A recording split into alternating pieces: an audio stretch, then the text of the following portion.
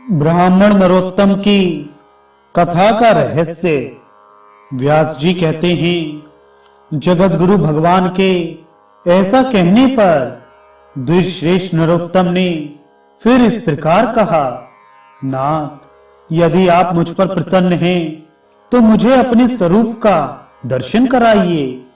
तब संपूर्ण लोकों के एकमात्र कर्ता एवं ब्राह्मण हितैषी भगवान ने नरोत्तम के प्रेम से प्रसन्न होकर उस पुण्य कर्मा ब्राह्मण को शंख, चक्र, गदा और पद्म धारण किए अपने पुरुषोत्तम रूप का दर्शन कराया।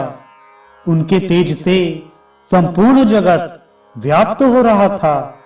ब्राह्मण ने दंड की भांति धरती पर गिरकर भगवान को प्रणाम किया और कहा, जगदीश्वर, आज मेरा जन्म सफल हुआ। आज मेरे नेत्र कल्याणमय हो गए। इस समय मेरे दोनों हाथ प्रशस्त हो गए। आज मैं भी धन्य हो गया।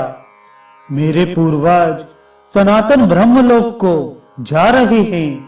जनार्दन, आज आपकी कृपा से मेरे बंधु बांधव आनंदित हो रहे हैं। इस समय मेरे सभी मनोरथ सिद्ध हो गए।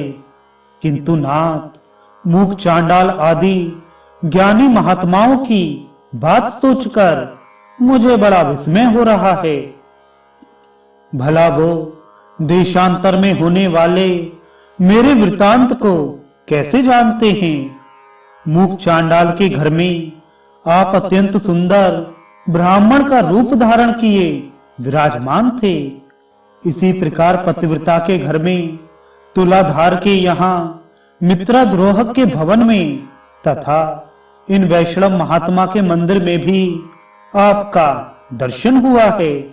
इन सब बातों का यथार्थ रहस्य क्या है? मुझ पर अनुग्रह करके बताइए। श्री भगवान ने कहा, विप्रवर, मूक चांडाल सदा अपने माता पिता में भक्ति रखता है। शुभा देवी पतिव्रता है।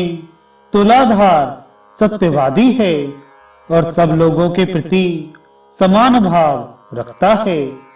अद्रोहक ने लोभ और काम पर विजय पाई है तथा वैष्णव मेरा अनन्य भक्त है। इन्हीं सद्गुणों के कारण प्रसन्न होकर मैं इन सबके घर में सानंद निवास करता हूँ। मेरे साथ सरस्वती और लक्ष्मी भी इन लोगों के यहाँ मौजूद रहती है। मूक चांडाल त्रिभुवन में सबका कल्याण करने वाला है। चांडाल होने पर भी वह सदाचार में स्थित है, इसलिए देवता उसे ब्राह्मण मानते हैं। पुण्य कर्म द्वारा मूक चांडाल की समानता करने वाला इस संसार में दूसरा कोई नहीं है। वह सदा माता पिता की भक्ति में संलग्न रहता है। उसने अपनी इस भक्ति के बल से तीनों लोकों को जीत लिया है। उसकी माता पिता के प्रति भक्ति देखकर मैं बहुत संतुष्ट रहता हूँ और इसीलिए उसके घर के भीतर आकाश में संपूर्ण देवताओं के साथ ब्राह्मण रूप से निवास करता हूँ।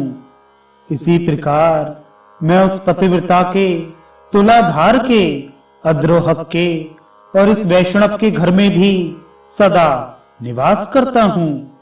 धर्मज्ञ, एक मुहूर्त के लिए भी मैं इन लोगों का घर नहीं छोड़ता।